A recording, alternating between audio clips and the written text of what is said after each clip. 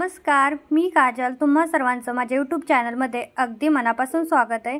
तर आज आपण इथे पिको फॉल अगदी सावकाश आणि सविस्तर खूप साऱ्या टिप्स सहित बघणार आहोत की कसा लावायचा. आणि बघू शकता अगदी हात शिलाई सुद्धा बाहेरच्या साईडला दिसत नाही. एवढ्या साध्या आणि सोप्या अशा टिप्स मी तुम्हाला इथं देणार आहे. त्यामुळे व्हिडिओ शेवटपर्यंत बघा. अगदी छोटासाच व्हिडिओ आहे, पण संपूर्ण बघितला तर तुम्हाला अगदी सविस्तर माहिती समजेल. चला तर व्हिडिओला सुरुवात करूया. तर सगळ्यात पहिला आपल्याला करावं लागतं ते म्हणजे फूट चेंज. आपलं जे पिकोचं फूट असतं ते इथं आपल्याला लावून घ्यावं लागतं. त्याचबरोबर रोलर आपला फिरवून 6 वरती आणून ठेवायचा. आता तुमची कोणती मशीन असेल तसं त्याचं सेटिंग असू शकतं. सेटिंग करून घ्यायचं पिको फॉलचं. आता सगळ्यात आधी साडी अगदी सरळ अशी कट करून घ्यायचा. पीस जो असतो ब्लाउज पीस आपण वेगळा करतो त्यावेळेस साडी ना सरळ असली पाहिजे, नाहीतर वाकडं तिकडं होण्याची शक्यता असते किंवा एका साईडनं साडी काय होतं पायाच्या साईडनं लोंबकाळते. तर आता दुसरी महत्त्वाची टिप. आता इथं काय करायचं, थोडंसं जो कपडा होता सोडायचा पुढच्या साईडनी 1-2 इंच सोडून द्यायचं आणि पुन्हा तिथे व्यवस्थित आपल्या फूटच्या खाली साडीचा कपडा ठेवायचा. आणि जे गोल असतं पिकोच्या फूटला एक गोल असतो राऊंड, त्या राऊंडमध्ये आपल्याला साडीचा एक कोना घालायचा. आणि बघू शकता माझं जे बोट आहे, तुम्ही बोटाकडे माझ्या एका लक्ष द्या अलीकडच्या हाताच्या, की ज्या मी बोटाने अशी साडी बघा फिरवून घेते गोल गोल. जी आपली गोल पाईप असते फूटला छोटीशी पाईप आकाराचं असतं पाईपसारखं, त्यामधून गोलाकार आपल्याला आतमध्ये पिकोसाठी लावायची असते साडी. तरच आपला गोल असा पिको व्हायला जातो किंवा अगदी व्यवस्थित होतो. ही एवढी महत्त्वाची गोष्ट तुम्ही लक्षात ठेवा. बघा कडेपर्यंत अगदी व्यवस्थित असं आपला इथं पिको करून झालेला आहे. बघा आता सगळ्यात शेवटी आपलं जे शिल्लक राहिलेलं होतं ते सुद्धा आपण सेम त्याच पद्धतीने बघा थोडं जे राहिलेलं आहे ना ते आता उलटं करायचं. म्हणजे अलीकडची साडी पलीकडे टाकायची, अशा प्रकारे पकडायचं. बघा सेम त्याच पद्धतीनं जे राहिलेलं आहे असं करायचं ह्यामुळे, कारण की साडी असताना ती अटकते आतमध्ये, बरोबर फिनिशिंग दिसत नाही. त्यासाठी सगळ्यात आधी थोडासा पार्ट सोडायचा, पूर्ण कडेला पिको करायचा आणि पुन्हा जे शिल्लक राहिले त्याला पिको करायचं. म्हणजे फिनिशिंग छान दिसतं, दिसायला छान दिसतं, करायला सोपं जातं, सुई बार अडकत नाही. आता फॉलकडे येऊया. तर फॉल लावताना खालच्या साईडची म्हणजे आपली जी पायाच्या बाजूची असते तिकडून साडी आधी उलटी सुलटी चेक करायचं. त्यानंतर एक ईत आपल्या हाताची एक ईत कपडा सोडून द्यायचा आणि अशा प्रकारे जो तुमचा फॉल असेल तो अशा प्रकारे बघा फोल्ड करायचा. व्यवस्थित फोल्ड करून थोडा प्रेस करायचा म्हणजे ते निघणार नाही. प्रेस करून आपली जिथं काय बघा. आता इथं मी तुम्हाला अजून एक गोष्ट सांगते. अशी जर साडीला लेस असेल ना तर साडी थोड्या आकारावरती चेंज होत जाते. बघा आता इथून लेसपर्यंत साडी वेगळी आहे, तिथून लेसच्या तिथं एकदम चुरगळल्यासारखी आतमध्ये गेल्यासारखा पार्ट आहे. तर त्यावेळी आपल्याला ना काय करावं लागतं, एकदम व्यवस्थित पकडायचं स्ट्रेट, जिथून आपली लेस आहे ना तिथून सरळ. आणि अशा प्रकारे सेम. पण आता काय करायचं आपल्याला, जे आपण गोल पिको करताना जी गोल आतमध्ये कपडा टाकत होतो ना फूटच्या आतमध्ये, जे गोल पाईपसारखं असं त्याच्यामध्ये, तिथं आपल्याला टाकायचं नाही. सरळ आपण कपडे शिवताना जशी सरळ शिलाई काढतो तशीच आपल्याला सरळ अशी शिलाई करायची आहे. नाहीतर इथं सुद्धा पिकोसारखं होईल गोल गोल आणि मग ते पायाला खालून टोचण्याची शक्यता असते. तर ही एक गोष्ट लक्षात ठेवा. तर आता बघा इथं कसं झालं आहे, अलीकडे लेस आली, पलीकडचा पार्ट वेगळा अलीकडचा वेगळा आहे. तर इथे थोडंसं लक्ष देऊन सावकाश इकडून आपल्याला व्यवस्थित असं पिकोच म्हणतात ह्याला सुद्धा, झिगझॅग शिलाई द्यायची आहे. तुम्ही साधीही दिलीत ना साध्या फूटनं तरी चालतात. कोणाकोणाकडे अवेलेबल नसतं फूट किंवा सेटिंगसुद्धा अवेलेबल नसतं त्यावेळी.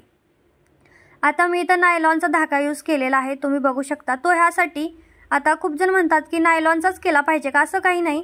प्रोफेशनल लोक आहेत ना ते नायलॉनचा करतात, त्याचं कारणही सांगते. खरं सांगायचं तर ना जो धागा असतो साडीच्या कलरचा त्याने जास्त छान दिसतं, माझं असं म्हणणं आहे. कारण की टोचत सुद्धा नाही, हा धागा थोडा टोचतो सुद्धा. तर आधी सगळ्यात शेवटी आता बघा काय करायचं, सेम पहिल्यांदा केलं तर त्याच पद्धतीने आतल्या साईडला फोल्ड करायचं आणि मग इथे सुद्धा सेम त्याच प्रकारे स्टिच करून घ्यायचं आहे. तर हा धागा यूज केल्यानं काय होतं की तुमच्या कितीही साड्या असू द्या एक साथ पिकोफॉल होतात, सारखा धागा बदलत बसावा लागत नाही त्या कलरचा. तर त्यासाठी असा धागा यूज करायचा. तर बघा आता सुई घेताना काय करायचं, हात शिलाईला एकदम लहान सुई घ्यायची, जेवढी तुमच्याकडे लहान असेल ना तेवढी लहान घ्यायची. ह्याचं कारणही तुम्हाला पुढे सांगते.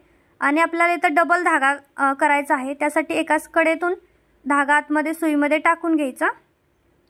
डबल करायचा आहे बघा, डबलचा धागा आपल्याला करायचा आहे. तुम्ही पहिल्यांदा छोटा पार्ट घ्या, एकदम जर लांब धागा घेतलात ना तर ते गुटमळतं आणि मग तिथून तुम्हाला इतकं इरिटेट होईल की कट करून टाकावंसं असं वाटेल।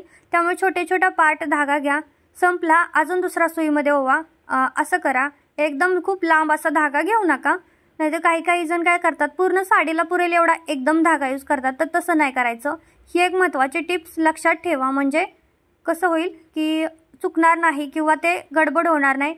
कधी काय होतं की खूप धागा लावल्यामुळे एकदम गोळा होतो। आता बघा, पहिल्यांदा आपल्याला खालच्या साईडनं मी अशा प्रकारे फक्त फॉलमध्ये सुई टाकलेली आहे आणि जो आपली गाठ होती ना धाग्याची ती आतमध्ये गेली। तरी पहिली पद्धत आहे बघा, तुम्हाला जर जमत असेल ना तर खालच्या साडीच्या पार्टमध्ये सुई ओवायची, तिथून वरती फॉलमधून बाहेर काढायची अशा प्रकारे। ही झाली पहिली पद्धत हात शिलाई करण्याची। आता तुम्हाला दुसरी पद्धत दाखवते। तर दुसरी सरळ आपण जसं कपडे स्टिच करतो फाटल्यानंतर वगैरे सेम त्याच प्रकारे। आता ह्यातली तुम्हाला कोणती सोपी वाटती तसं करायचं।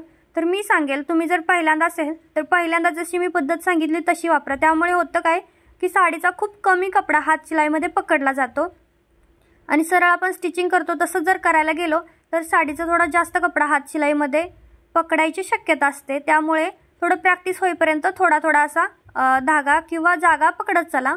त्यानंतर आता सगळ्यात शेवटी कोण्यावर त्या लग्न आहे, इथे खूप जणांचं चुकतं। महत्त्वाचं तर इथंच आहे, आपण काय करतो तिथे सुद्धा सरळ शिलाई देण्याचा प्रयत्न करतो, तर तसं केलं की तो पार्ट उलटा पडतो। त्यासाठी काय करायचं, कोण असा पकडायचा, पहिल्यांदा साडीमध्ये सुई ओवायची, नंतर फॉलमध्ये ओवायची, 3-4 गाठी द्यायच्या, 3-4 वेळा बाहेर काढायचा, आतमध्ये टाकायचा आणि गाठी देऊन घ्यायच्या, म्हणजे ते निघणार नाही बघा अशा प्रकारे, किंवा उसवणारही नाही किंवा पलटीही पडणार नाही। ह्यासाठी एक महत्त्वाची गोष्ट लक्षात ठेवा। आणि हा कोपरा निघाल्यानंतर आपल्याला सरळ हात शिलाई करायची आहे। तुम्हाला जशी सूट होईल तशी करा। मी इथं 2 प्रकारच्या हात शिलाई तुम्हाला दाखवलेल्या आहेत। तर मी जी सेकंड नंबरची आहे ती मी शक्यतो यूज करते, त्यामुळे पटपट साडी फॉलला आपल्याला हात शिलाई केली जाते। जर पहिली जी पद्धत आहे त्यामुळे थोडंसं स्लो होतं आणि पटपट करण्यासाठी मी जी दुसरी पद्धत आहे तीच शक्यतो इथं यूज करत जाते, कारण पटपट होतं, भरपूर साडा कपडा आपल्याला तिथं घेता येतो। त्यासाठी सेम आता ह्याच पद्धतीने पूर्ण साडीला फॉल लावून घ्यायचा आणि सगळ्यात शेवटी सुद्धा पलीकडच्या साईडला एक कोण येईल, त्यावेळेस सुद्धा ह्या कोण्याला जसं केलं सेम त्याच प्रकारे करण्याचा प्रयत्न करायचा आहे। ठीक आहे, तर बघा एकदम सावकाश असा मी आता हा पूर्ण फॉलला हात शिलाई करून घेणार आहे।